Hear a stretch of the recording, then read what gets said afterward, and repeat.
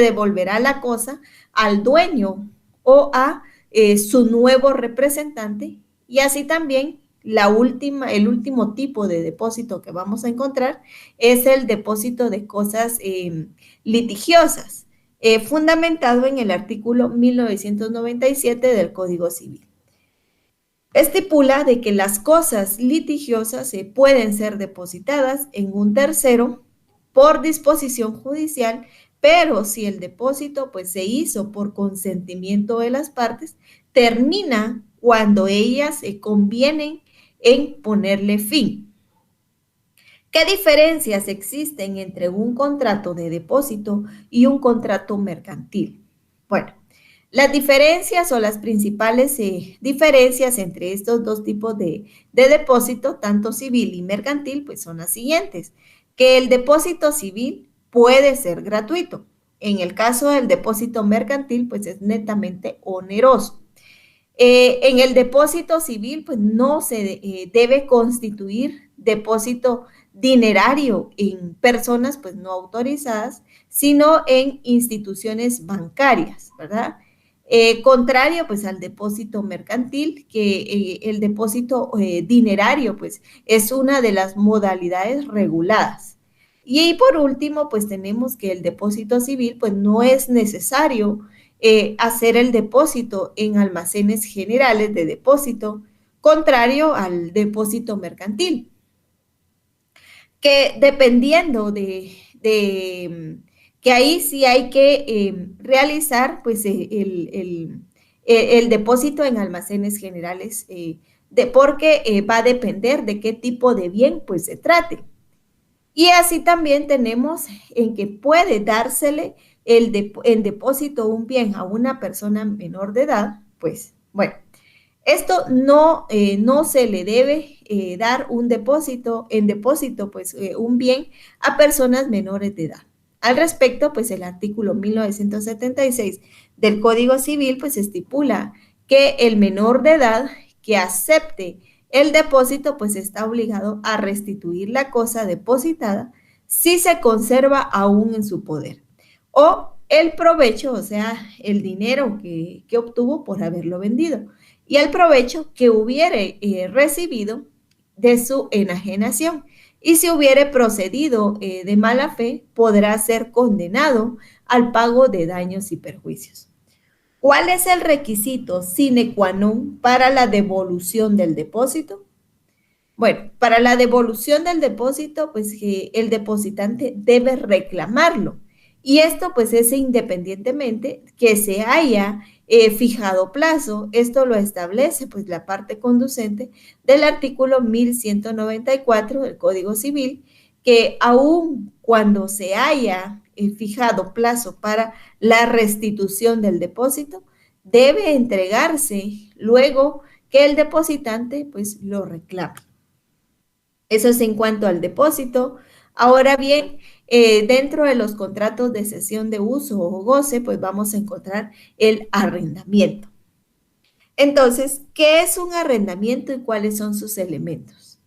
El arrendamiento, pues, es el contrato por el cual una de las partes, pues, se obliga a dar el uso o goce de una cosa por cierto tiempo, a otra que se obliga a pagar por ese uso o goce un precio determinado.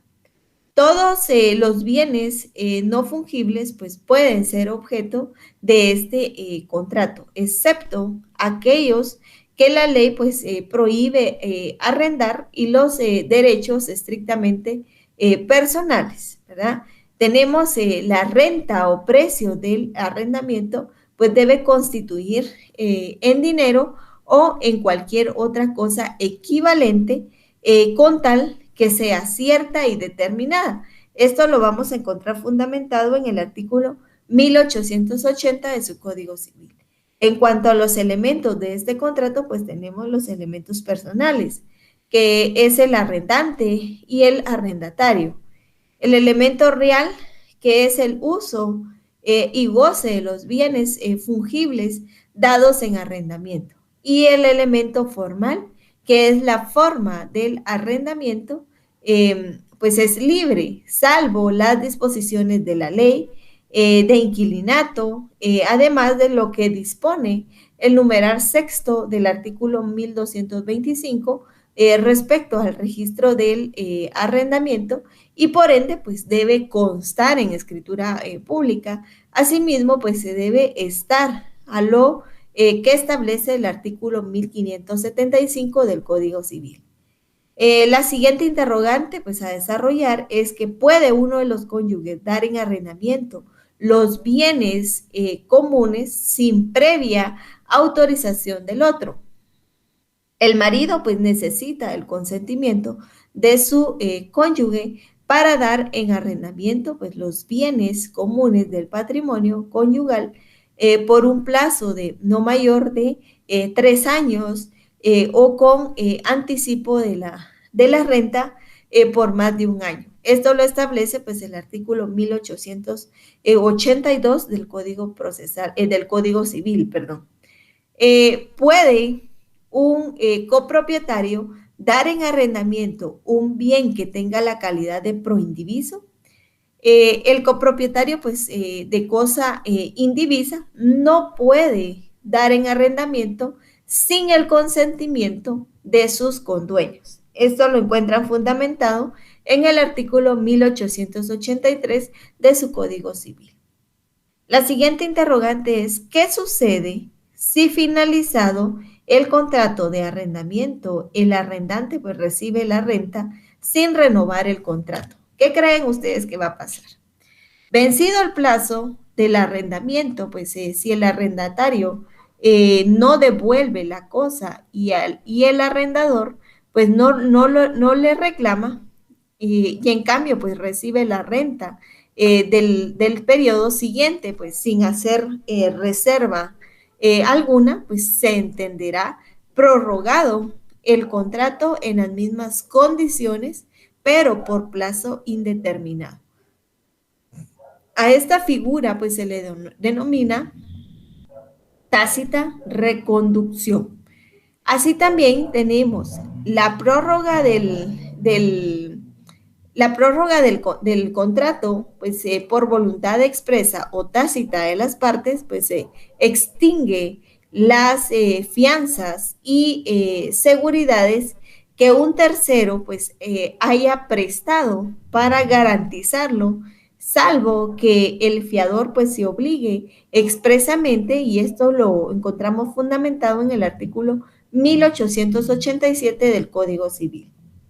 Así también tenemos qué es un subarrendamiento y cuáles son sus elementos personales. Bueno, te vamos a encontrar el subarrendamiento, pues que es el contrato y por el cual pues el arrendamiento, aquí el arrendatario pues arrenda en todo o en parte la cosa, y si no lo ha sido,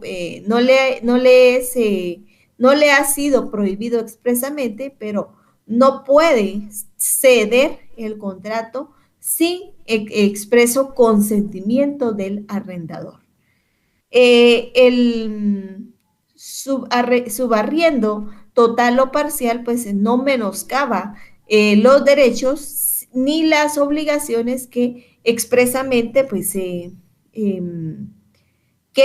pues respectivamente comprenden al arrendador y al arrendatario, ni altera las garantías constituidas para seguridad del contrato de arrendamiento. Esto lo establece el artículo 1890 del Código Civil. Ahora bien, el subarrendamiento pues no podrá usar la cosa en otros términos ni para otros usos que los estipulados con el primer arrendador, y será pues responsable solidariamente con el arrendatario por todas las obligaciones a favor del arrendador. Esto pues lo establece el artículo 1891 de su Código Civil. En cuanto a los elementos personales del arrendamiento, pues son el arrendatario y el subarrendatario, ¿verdad? Eh, ¿Por qué motivos? Pues un contrato de arrendamiento debe constar en escritura pública, pues según lo que establece el artículo 1975 eh, del Código Civil, pues el contrato cuyo valor exceda de 300 quetzales debe constar por escrito. Y así también en el artículo 1976 del mismo código, pues establece que los contratos que tengan que inscribirse o anotarse en el registro, en los registros, cualquiera que sea su valor, debe constar por escritura pública. Así también el artículo 1125 del Código Civil, pues establece que en su numeral sexto, que el registro pues se inscribirán el arrendamiento o subarrendamiento cuando lo pida uno de los contratantes y obligatoriamente cuando sea por más de 3 años o que se haya pues anticipado la renta por más de un año. Otra de las interrogantes que surge al momento de desarrollar el arrendamiento, pues es ¿qué son las mejoras dentro del contrato de arrendamiento? Bueno, las mejoras son aquellas que el arrendatario pues quiera gozar durante el arrendamiento, sin alterar su forma en virtud de la facultad otorgada por el arrendante. Esto lo regula pues el artículo 1915 de su Código Civil. Así también, ¿qué clases de mejoras dentro dentro del contrato de arrendamiento se encuentran pues reguladas en el ordenamiento jurídico guatemalteco? Las mejoras pueden o tienen por objeto pues impedir la destrucción o el deterioro de la cosa. Son útiles cuando sin pertenecer a la cláusula, a las cláusulas de necesarias, pues aumentan el valor y de la cosa en que se ponen y son de recreo, es decir, cuando sin ser necesarias ni útiles sirven para enojarlo. Así también, no, perdón, sirven para el ornato, ¿verdad? Ornato y lucimiento o mayor comodidad. Esto fundamentado en el artículo 1916 de su Código Civil. También las mejoras pueden ser separables o no separables. Si las mejoras que no se deben abonar pues son separables, puede separarlas el arrendatario que las puso. Si no son separables o si no puede hacerse la separación sin destruirlas, pues el arrendador puede impedir que se destruyan. Esto según lo fundamentado en el artículo 1924 de su Código Civil. La siguiente interrogante es, ¿a quién le pertenecen las mejoras? Bueno, ninguna mejora es abonable al arrendatario, salvo convenio por escrito en que el dueño pues se haya obligado a pagarla.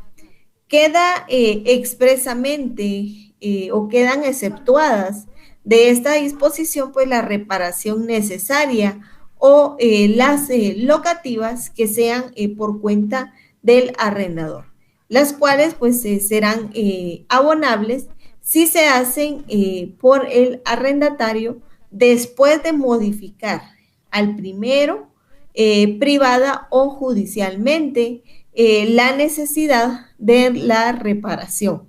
Esto lo establece pues el artículo 1917 de su Código Civil.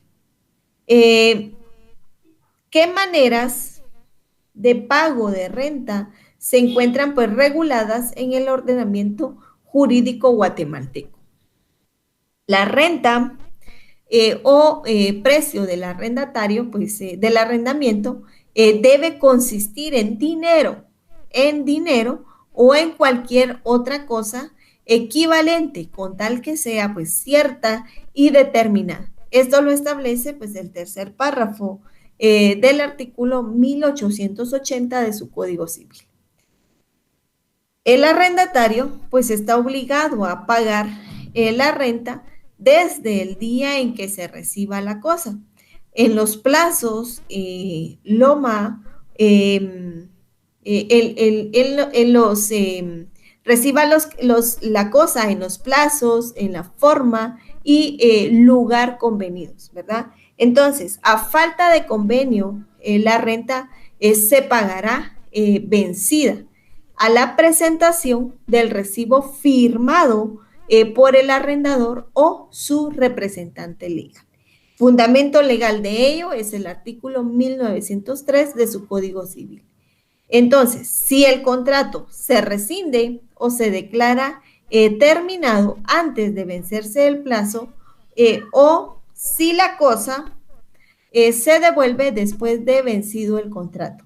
La renta pues correrá hasta el día en que efectivamente pues sea devuelta y esto lo establece el artículo 1904 de su Código Civil.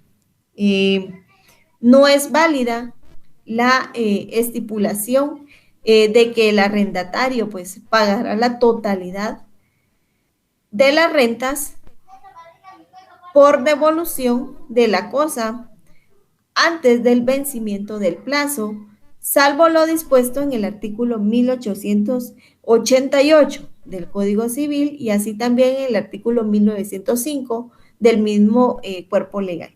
Si el arrendatario pues se ve impedido sin culpa suya del uso total o parcial de la cosa arrendada, pues no está obligado a pagar la renta en el primer caso y tiene pues derecho a, en el segundo, pues a una rebaja proporcionada que a falta de acuerdo, pues fijará el juez, haciendo así pues que en ambos casos, si el impedimento dura más de 2 meses, el arrendatario podrá pedir la rescisión del contrato. Esto lo establece pues el artículo 1906 de su Código Civil. El pago de la renta pues se hará en los países estipulados y a falta de convenio pues el pago se hará por meses vencidos. Esto lo establece pues el artículo 1936 de su Código Civil. ¿Quién tiene la obligación de pagar los impuestos fiscales y municipales en el contrato de arrendamiento? Bueno, en este caso, pues el arrendador está obligado a pagar los impuestos fiscales que gravitan sobre la cosa y esto pues lo establece el numeral sexto del artículo 1901 del Código Civil.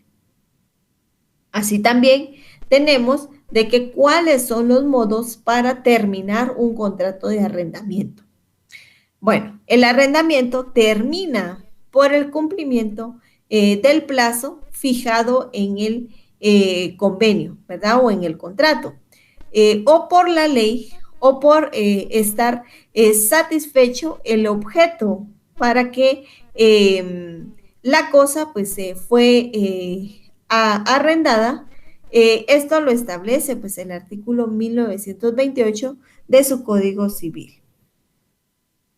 En cuanto al artículo 1299, pues este establece que termina también el arrendamiento por convenio expreso, por nulidad o rescisión de continuarlo, también por pérdida o destrucción de la cosa arrendada.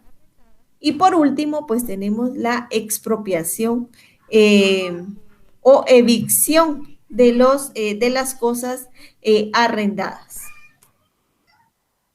Ahora bien, tenemos otro de los contratos de cesión de uso o goce, que es el comodato. ¿Qué es un contrato de comodato y cuáles son sus elementos? El contrato o por el contrato de comodato, pues una persona entrega a otra gratuitamente algún bien no fungible o semoviente para que se sirva de él por cierto tiempo y para cierto fin. Y después, pues lo devuelva, y esto fundamentado en el artículo 1957 de su Código Civil. Solo pueden dar en comodato el que tiene pues la libre disposición de la cosa y el arrendatario y usufructuario que no tengan prohibiciones. Esto pues lo establece el artículo 1958 de su Código Civil.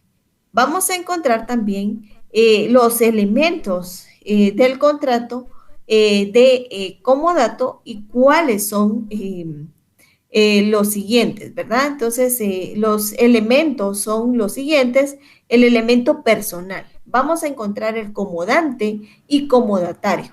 El elemento real, la entrega pues gratuita del bien y el uso de él por el tiempo y fin estipulado. Luego, la devolución del bien pues dado en comodato. El elemento formal, esto pues no es necesario el formalismo, puesto pues que no está sujeto a ningún requisito esencial para que éste exista o tenga validez, ¿verdad? ¿Qué bienes pueden ser objeto del contrato de comodato? Tenemos, según lo que establece pues la parte conducente del artículo 1907, el cual pues se lee que son bienes objeto del contrato de comodato, el bien mueble, no fungible o semoviente. Tenemos también los contratos de servicio. Aquí vamos a encontrar el contrato de obra o empresa.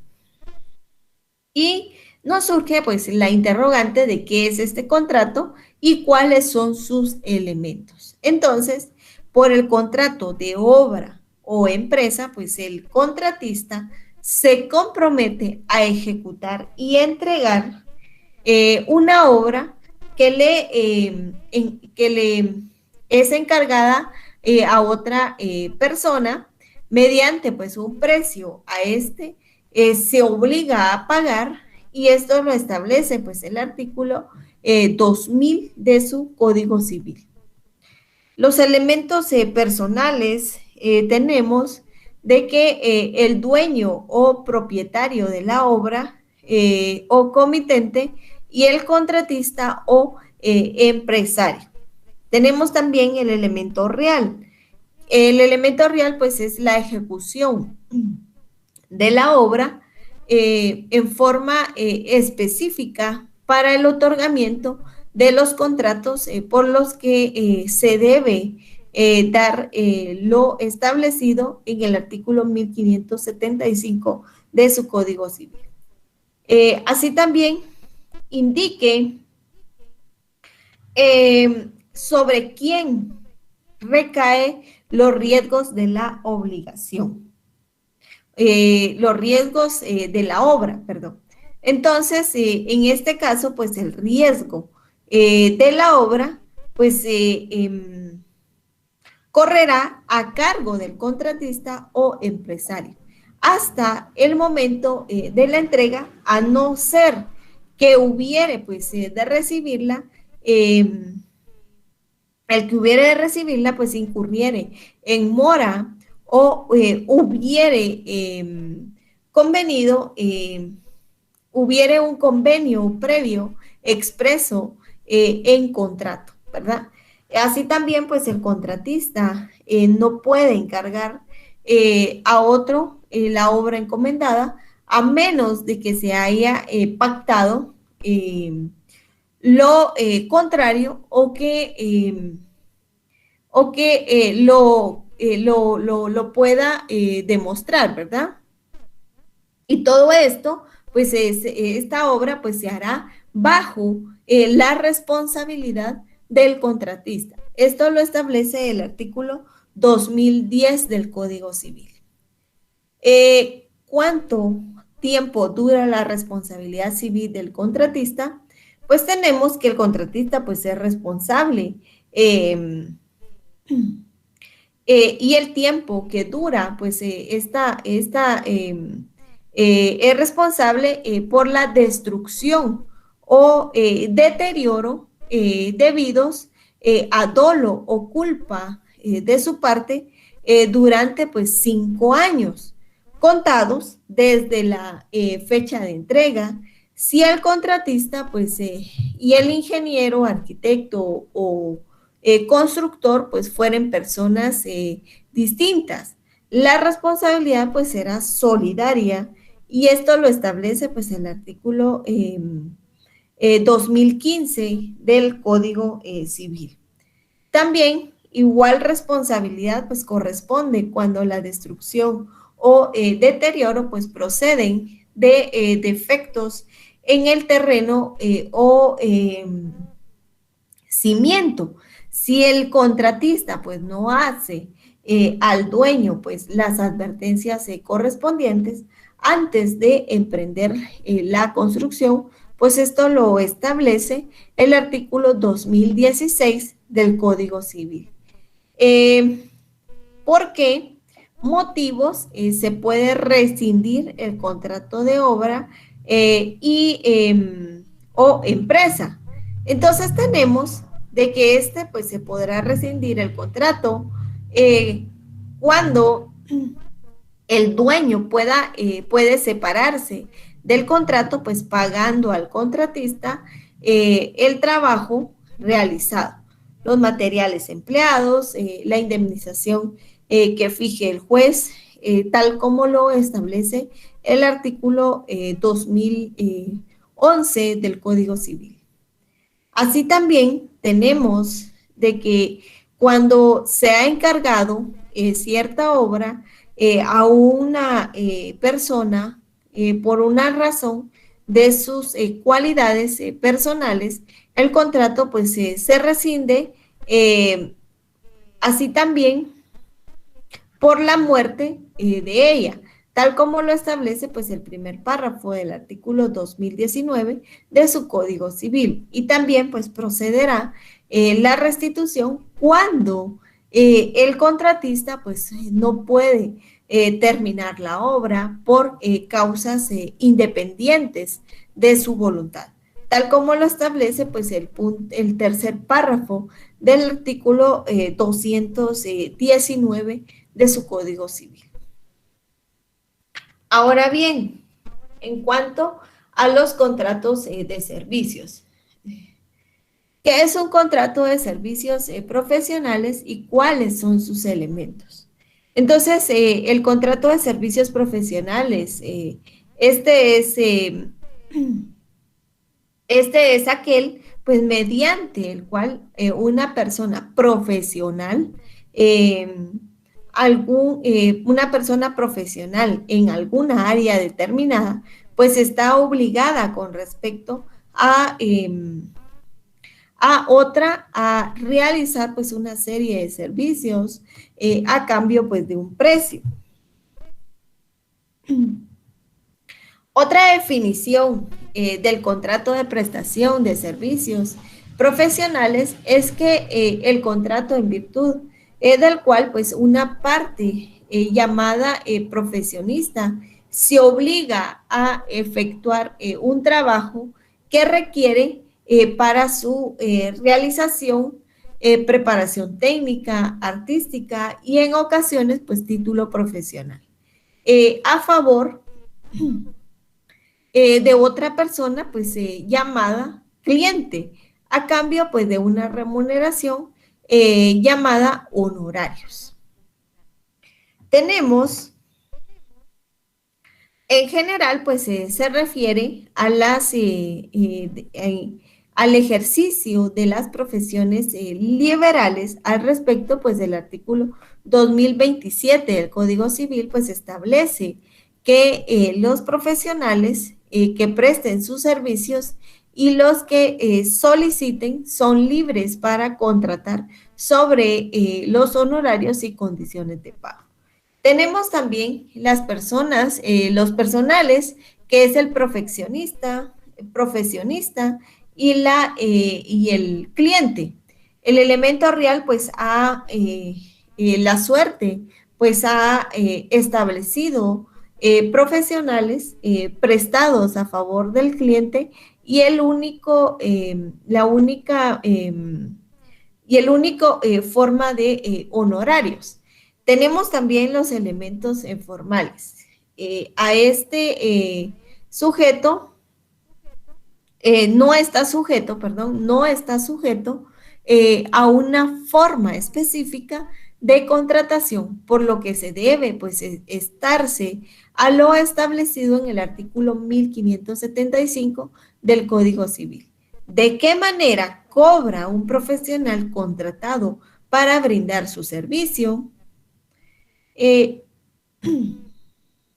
Acá tenemos que los profesionales pues cobran sobre honorarios.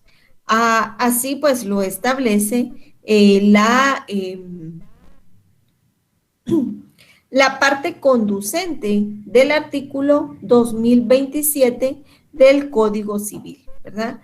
Los profesionales son libres para contratar sobre honorarios y condiciones formales. Tenemos también de que, sin embargo, a falta de convenio, pues la retribución del profesional pues se registra de conformidad con el arancel respectivo. La retribución, pues, si no lo hubiera, pues será fijada por el juez, tomando pues en consideración la importancia y duración de los servicios y las circunstancias económicas del que debe pagarlos, ¿verdad? Así también, esto lo vamos a encontrar fundamentado en el artículo 2028 del Código Civil.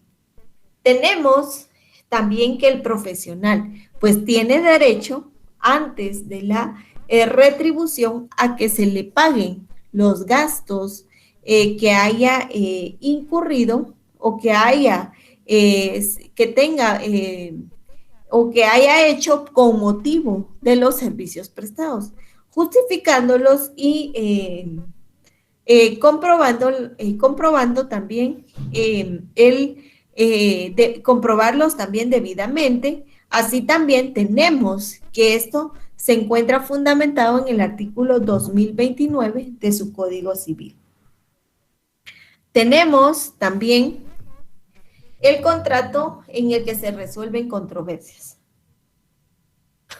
Vamos a hablar sobre el contrato de transacción y cuáles son sus elementos. Bueno, tenemos que la transacción pues es uno de los contratos por el cual pues las partes, mediante concesiones recíprocas, deciden de común acuerdo algún punto dudoso o litigioso.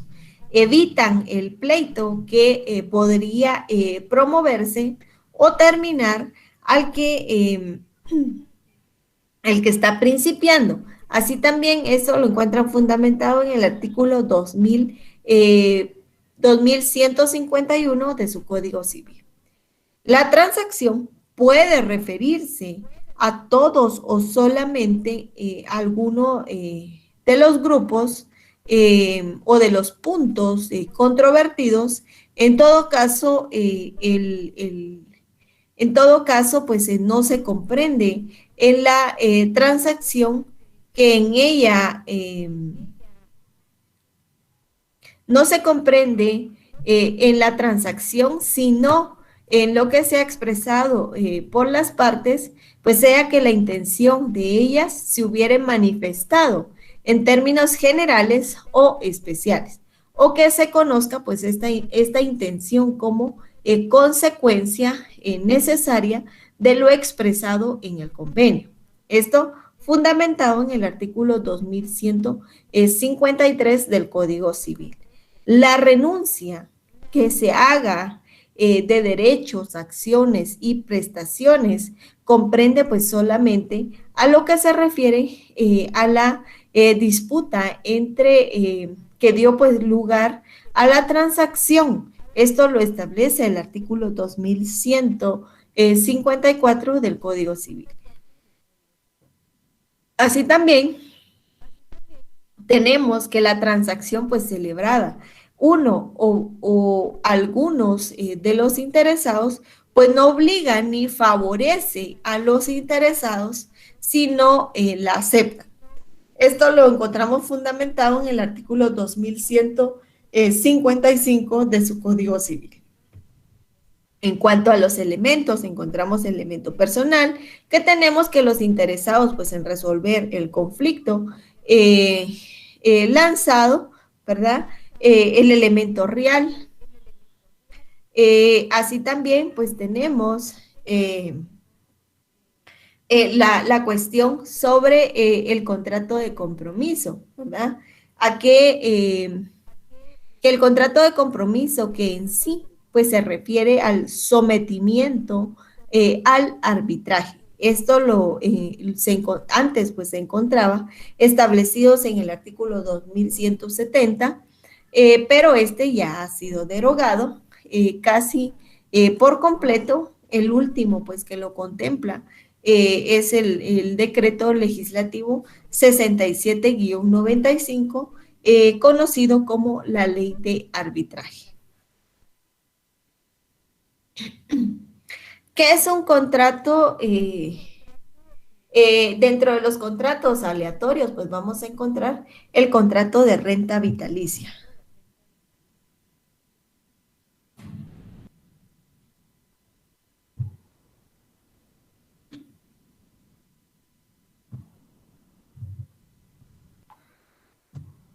El contrato de renta vitalicia y cuáles son sus elementos. Bueno, por el contrato aleatorio de renta vitalicia, pues una persona transmite el dominio de determinados bienes a otra que se obliga.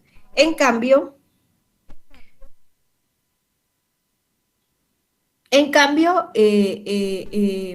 tenemos de que una persona pues transmite el dominio de determinados bienes a otra que se obliga, en cambio, pues a pagar periódicamente una pensión durante pues la vida del rentista.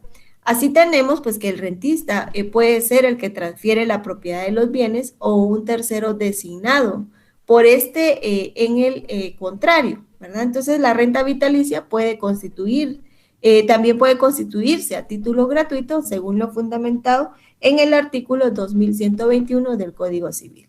Tenemos los elementos, el elemento personal, el rentista y el pensionista, el elemento real, pues la transmisión de determinados bienes y el apego periódico de una pensión durante la vida del rentista, si es onerosa, y el elemento formal, pues que debe constar obligatoriamente en escritura pública y este se debe registrar por ser un acto solemne, ¿verdad? Entonces, lo dejamos ahí por cuestión de tiempo y nos quedamos por qué el contrato de renta vitalicia es solemne, ¿verdad? Entonces, nos faltan algunas interrogantes que abordar en cuanto al contrato de fianza y las preguntas pues que soportan el contenido del día de hoy son las siguientes. 1. Es un contrato traslativo de uso o de goce por el cual una de las partes pues se obliga a dar el uso o goce de una cosa por cierto tiempo a otra que se obliga a pagar por ese uso o goce un precio determinado. 2. Es la suma que debe pagarse en dinero o que debe retribuirse en cualquiera otra forma convencional por el inquilino a cambio del uso a que se destinen las viviendas o locales. 3. Se llama así a los elementos personales del contrato de arrendamiento. 4. Es un contrato traslativo de uso o de goce mediante el cual pues una persona denominada comodante entrega a otra denominada comodatario gratuitamente algún bien mueble, no fungible o semoviente para que se sirva de él por cierto tiempo y después lo devuelva. 5 es un contrato mediante el cual pues una persona denominada depositario recibe de otra alguna cosa para su guarda y conservación con la obligación de devolverla cuando la pida el depositante o la persona a cuyo favor se hizo o cuando lo ordene el juez. Agradezco su atención, compañeros, que tengan una buena noche.